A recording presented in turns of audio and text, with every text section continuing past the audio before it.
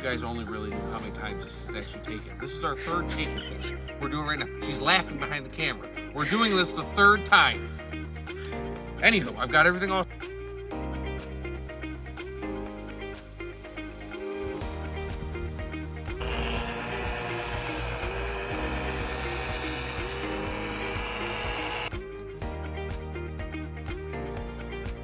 Well, hello there. This is day number 2 of paint correction, and well, let's just say I didn't get to no correcting today. Guys, what's going on? Welcome back to the channel. This is now part 2. We're gonna get her cleaned and paint corrected today, and I'm gonna get some wax on it. I was gonna ceramic coat it. You know, you can, you can't. It's kind of personal preference, but I actually, I'm becoming a huge fan of I can't speak. The Meguiar's products. And they make this hybrid ceramic liquid wax. We're gonna try it. I've got their polished compound you've already seen, and I actually picked up the other day some of their tire gel. So we're gonna see how this stuff does, because I don't particularly like the spray-on foams you can put on them, because it's basically like super glue for the rims. Then the rims get covered in brake dust, and they look like crap in about a week. So we're gonna take some time to get this all cleaned up. As you can see, it's not horrible. I mean, the light doesn't do it great. There's a little bit of stuff on the paint that's mostly just hard water spots. There's some weird like staining here. I don't know what this is. And over here, there's some more. You can kind of see it running down. I'm not sure what that is. We're gonna try and test that with the polish, and if it comes off with the polish, I'm not gonna actually compound the whole thing, because it really just needs a polish. It doesn't need a true compound, because there isn't a lot of micro marring in the paint. There's a little bit, but that's what the polish is gonna correct. There's a little ding right here that I probably just do by hand, a touch of compound just to kind of cut that down a little bit, and then I'll put the polish over it. But I mean, really everywhere else, yeah, the deck lid's got some, again, just fine micro marring. You see a little bit of it there. A lot of this is gonna come out. I mean, it's not like my truck, which I'll show you. This is horrible. You know, my truck right here, you can see that line. The lines that I did, I mean, you can't really see them up in here anymore like you could, but right down in here, you can still kind of see it. That's because I used it by hand. I didn't use the machine. This is going to need an actual compound, and then it's going to need an actual compound and then an actual polish afterwards. I just think that this, we're going to give it a quick polish, put the wax on it, and we'll be done. Like I said, I'm going to test it. If I can get these spots out in the front clip with the polish, I'm not going to worry about it, because then that would be it's almost like a weird clarity issue where something got spilt on it, and it just needs a quick polish across the top to refine it, because it's not like it's deep in the paint. So we're going to get set up, give it its hand wash. We're going to give it a decon with some iron remover. I actually, I'm going to feel the paint afterwards to see. If it needs clay bar, I'll give it my clay mitt and clean it. If it doesn't, then I'm just going to go right straight to polishing. So we'll see.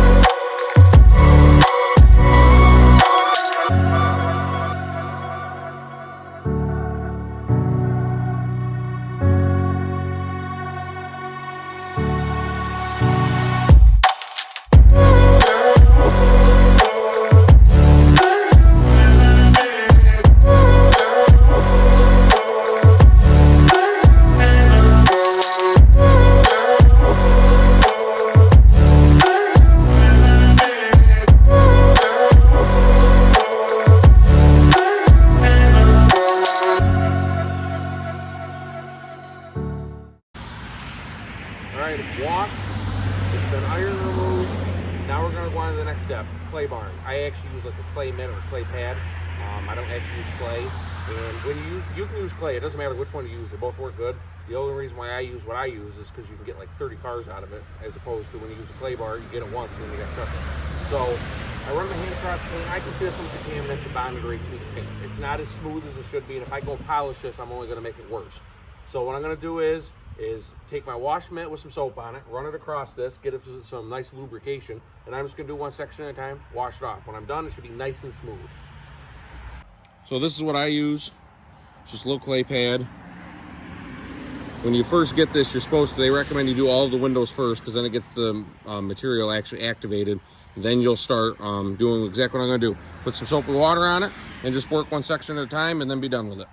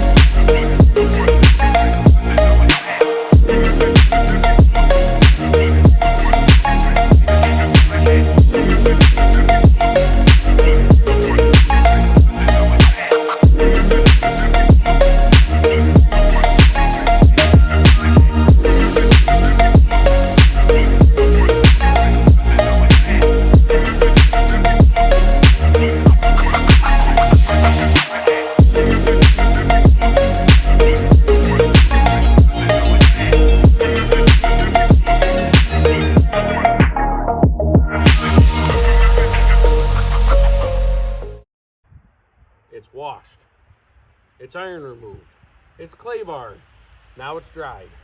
And I can tell you, that paint is extremely, extremely smooth. Really didn't scratch it up too bad. I know I see some micromarring from the clay bar, but like I said before, when you clay bar something, you have to at least polish it afterwards. You're gonna have all these little fine scratches you'll see everywhere that'll just drive you nuts. And there's a couple like right here I can see. I have to accept the fact that this is a 31-year-old car and it's not going to be perfect, because it had a rough life at one point with somebody, but I'm going to get it as close to perfect as I can. So I'm going to polish it, then I'm going to put the wax on it, and then we're done. The last step I got to do is obviously the weather stripping, but I don't know if I'm going to worry about that today. That might be in another video. If you guys only really knew how many times this is actually taken. This is our third take at this. We're doing it right now. She's laughing behind the camera. We're doing this the third time. Anywho, I've got everything all set up. I've got my polish. This is what we're actually going to use. I don't need to compound it. We're going to come over here for the third time we're doing this.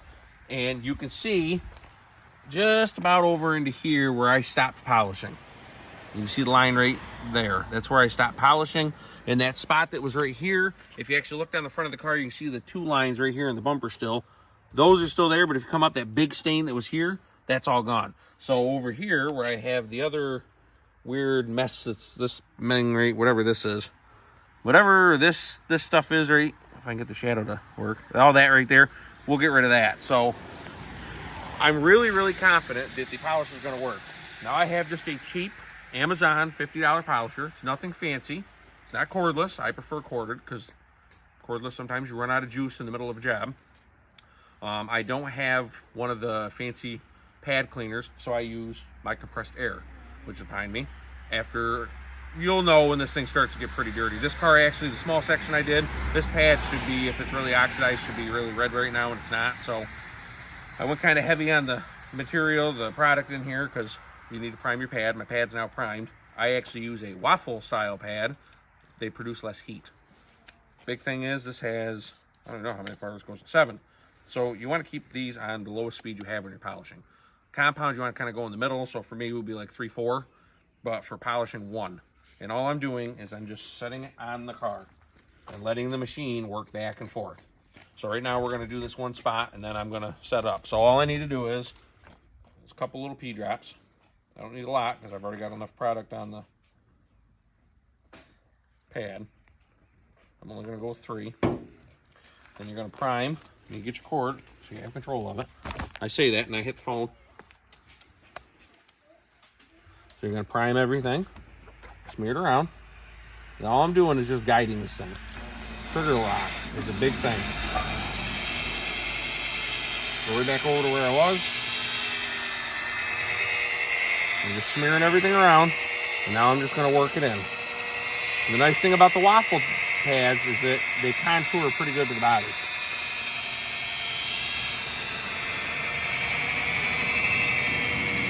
Now I'm going to go up and down.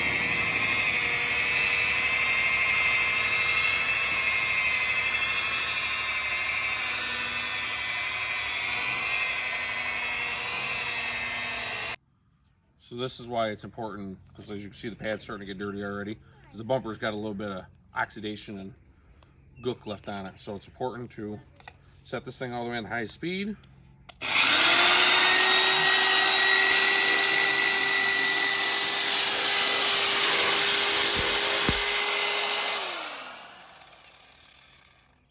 They're never going to be perfect, but that's cleaner than it just was. It gets all that dirty product out. That's why you got to have air. I really would eventually going to get one of those nice things. You pump it, and it's a bucket. It's a 5-gallon bucket. You pump it, gets it wet, and then you sit there and work it over it, cleans the whole pad off, then you put it in its highest setting, and just let it go, and it dries the pad right off, and it's worth the $200. So I'm going to do this one spot again, that I can see where it was a little bit here, because I don't like the way that looks.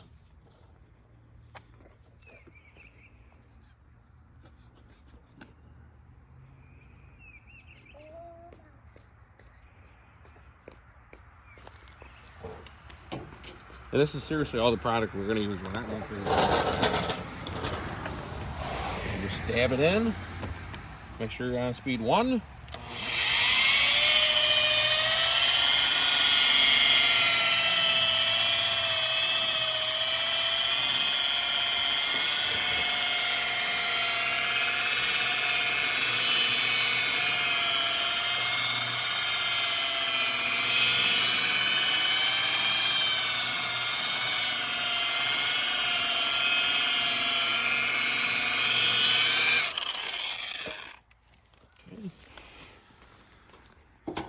Take a towel, it's important.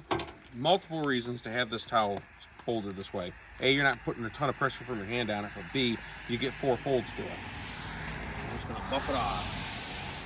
See how it looks. I'd say that is about as good as it's gonna get. I don't think it's gonna get a whole lot better. Only because I don't know what that was on there, but it does not seem to want to come all the way off.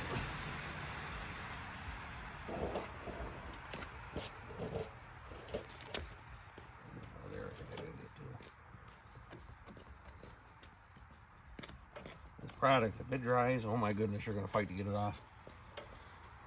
It's one of those, you put it on, take it right back off. So the front clip's done. That looks significantly better. All that weird staining that was on there is now gone, as I figured, which that tells me right there I do not need to compound this car. I just wanted to test it on the front clip. That tells me that the rest of the car is probably going to clean up great. So we'll get the camera set up and just going to do basically a time lapse, and I'm just going to do the whole car.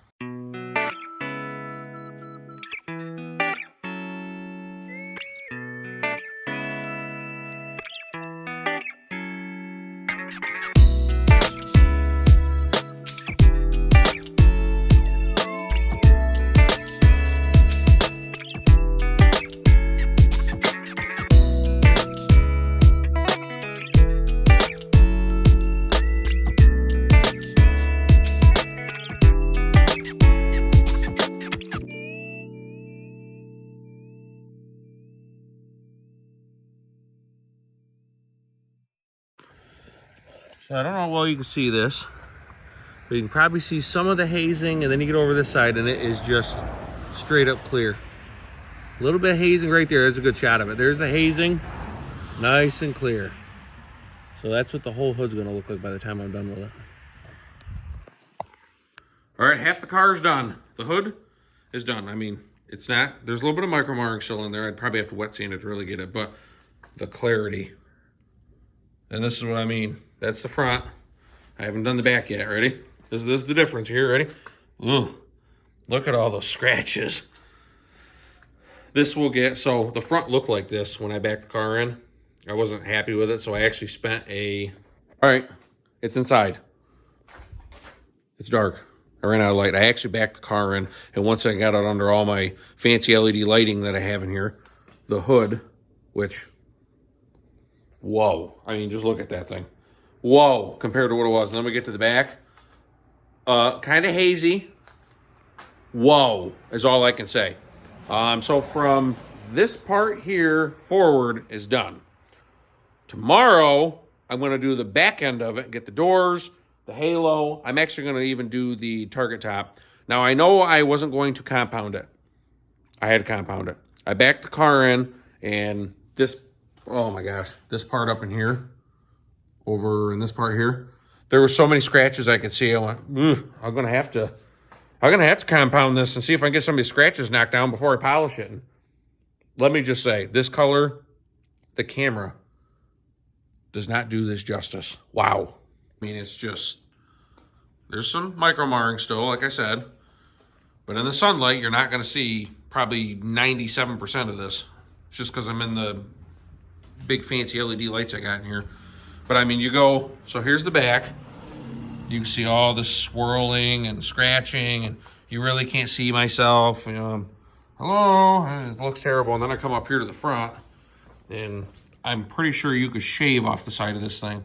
Yeah, like I said, there's a little bit of micro marring and scratching you can see, and some of this is compound and stuff that blew over, but it's 95% better than it was. I'm getting really excited about this. It's only March 2nd today. 3rd, might be March 3rd. I never look at the calendar. I'm still got at least another month before I'm actually going to start driving this more.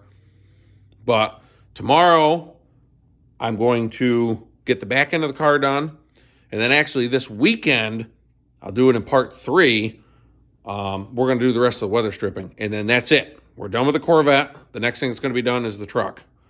And then I might even bring the camper over. Depends how squirrely I want to get, how much compound I really feel like going through. But part of me really would like to compound that because it looks terrible. But anyways, we'll catch you guys tomorrow afternoon. Well, hello there. This is day number 2 of the paint correction, and well, let's just say I didn't get to no correcting today. I went to go start the car so I could pull it out, do the whole back end of it, and didn't want to start. So I put the battery charger on it, still didn't want to start. So I said, all right, so I fought to get this panel off, which I discovered that the knuckleheads at the Chevrolet dealership that I bought this apparently broke the bottom of this piece that sits there. So the only thing holds it in now is this bolt and 2 of the 3 because it's missing a bolt here. I don't know. Yeah, let's just say not pleased. I went down to Advance, got a new battery, made sure to get the good one, and I had to test the other one just for fun. I knew I had 10 volts on it because that's what my volt meter was telling me, but I don't know what the amps is. So he tested. Out of the 700, I had a whole whopping 8 cold cranking amps. Explains why the car wouldn't start. Not to mention, I noticed that today it was kind of acting funny. When I went to go in it, it was just like it was totally dead. I'd move the terminal around a little bit on the negative side, and it would come back to life again, but then it would slowly die off. So I put the charger on and everything. It didn't want to start. So no paint correcting today. I'm going to have to probably finish it maybe tomorrow. I'm not sure because the rest of this week's not looking so good. Because for you guys, this is all one video, but tomorrow I'm going to be editing the video from before this, the part 1. So not a lot of people talk about it. YouTubing sometimes is kind of a pain in the butt. Where this, might take me a couple hours. To make sure everything looks good for you guys, it takes 3 times as long. But anywho, we're going to get this battery put in the car and at least make sure that fixes that problem. Okay, so, as I pointed out, there's a panel here. That's what's sitting behind me that I showed you. This is the mud flap. There's only 1 screw left on the bottom. There should be 3, and there's only, 2 now. I'm not impressed that, because this battery, so the battery I took out of this, me and my buddy at Advance that I go to all the time, we looked at it. There was a date on the top of it that was dated April 21st of 2023 that battery was shipped to the dealership from General Motors. It was an AC Delco battery. For some reason, it lost off its cold cranking amps. I'd be very, very shocked because it would not charge. Today when I tried it with the charger, I got a 50 amp engine start on that battery charger that I have. Normally on any vehicle I've ever used it on, if it's slightly dead, it'll bring the battery back to life enough so I can start the vehicle. Yeah, that wasn't happening today. It was smoking the battery. It was so bad. So I went down there and, like I said already, we tested it, but now it's time to fight this back end. I'm not impressed with the fact they broke this. The piece is still there. What they're supposed to do is you stick a wrench in the bottom of this part here, and you just loosen it enough so that the panel can just slide out. Here, and these 3 screws are actually supposed to hold this in.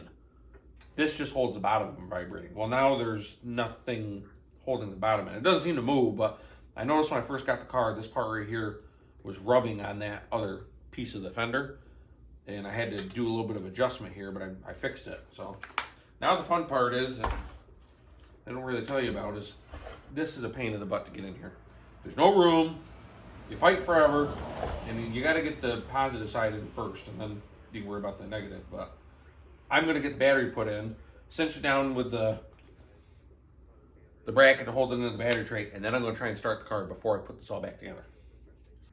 All right, the battery's in. You can see how tight it is. Normally, when I like most of the winter, I'll just take this one post off. I don't even take the other side off.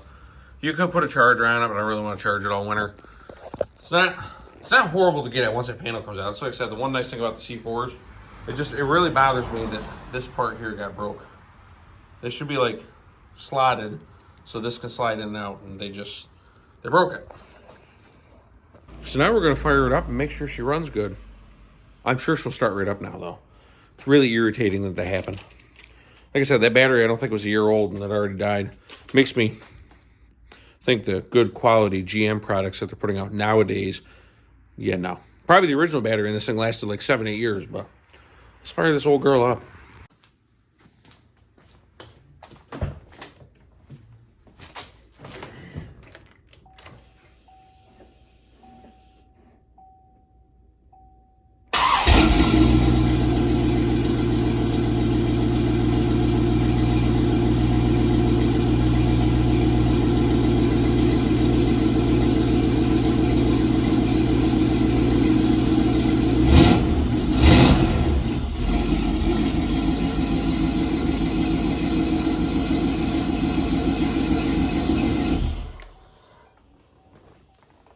I'd say that fixed the problem.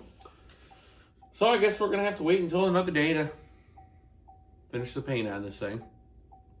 Phew. No catalytic converters. Man, does this thing stink. Okay, I didn't bore you with the compounding, but it's all done. Flip you around here. So, I mean, you should be able to notice there's a little bit more of a gloss. There was quite a bit of oxidation on this when I did it, but there's still a haze. That's because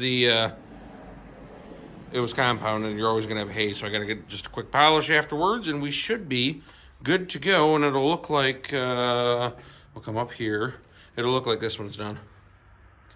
That's after it's been polished. The hood's been done. It's the only, I've just been waiting to do, everything else, but there was a ton. I probably had to clean the pad 4 times, I think, just in the back here, because there was just so much oxidation sitting on the deck lid, but it's definitely more of a reddish color than it used to be. So the halo, that came out better. Obviously, you can see swirling in it, which is normal, compound. And realistically, the pad was getting kind of dirty towards the end, and I didn't really feel like tearing it off to clean it for that. So the swirling will get fixed when I do the polish. But, I mean, we are way glossier than we were. So now we're going to get the polish done.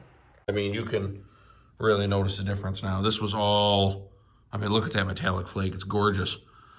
This was actually all buffer trailed, and I have some, you can probably see, yeah, right here, right there.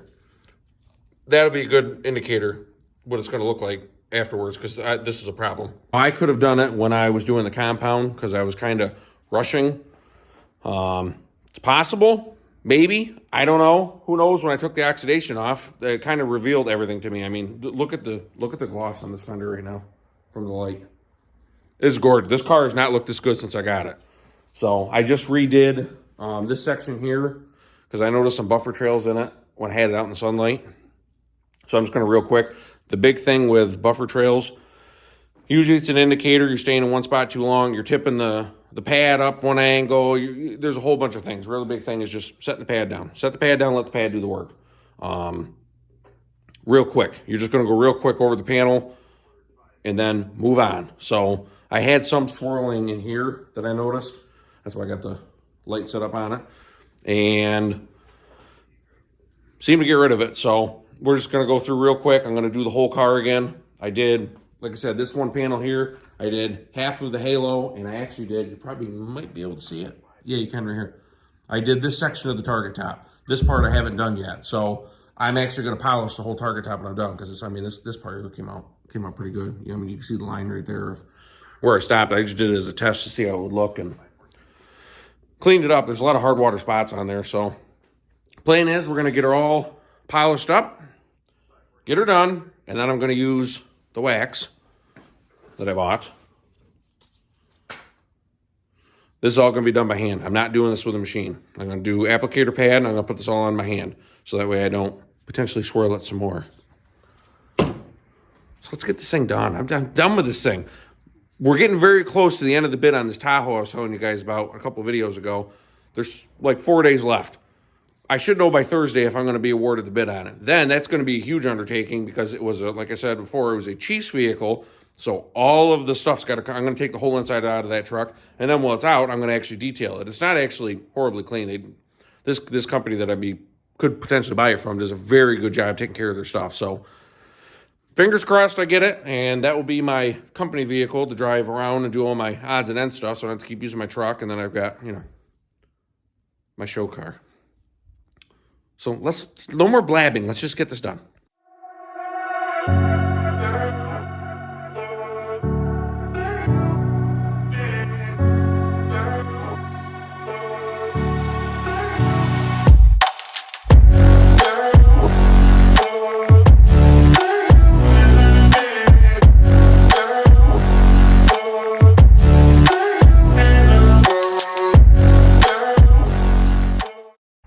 It is finally done. Look at that thing.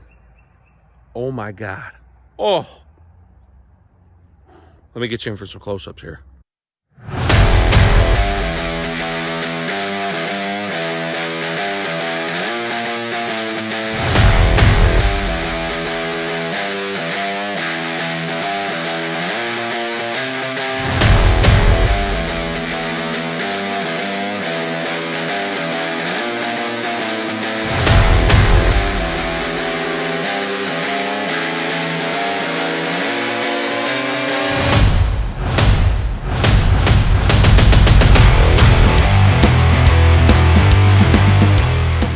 So that's it.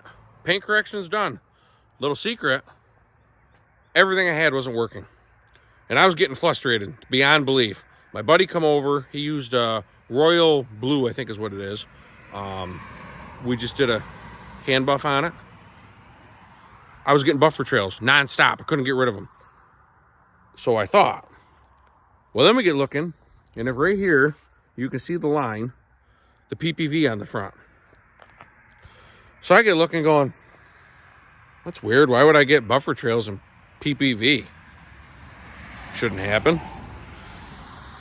So underneath the PPV, there's some slight buffer trails I can't get out. Really hard to notice. You need to, have direct sunlight to see it, but yeah, not happy about it. So someday I might end up taking that off. I don't know. I'm a little hesitant because I don't want to tear the clear coat up. But look at this thing. I mean, just look at it. Oh my God. You can shave outside of it, which I think I need to.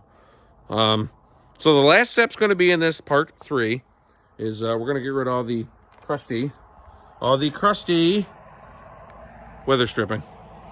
I have it all. It's been sitting in here. The weather stripping, the window sweeps, I mean. And I got the door seals. I've got the window sweeps. I've got the regular seals. I've got it all. Plus the glue that'll, glue the stuff down. So let's look at it again. Wow. That came out great. So, please like, subscribe, have the bell notification on, and we'll see you for part 3. And who knows, we might even have the Tahoe in the next video. Fingers crossed. I'll know tomorrow.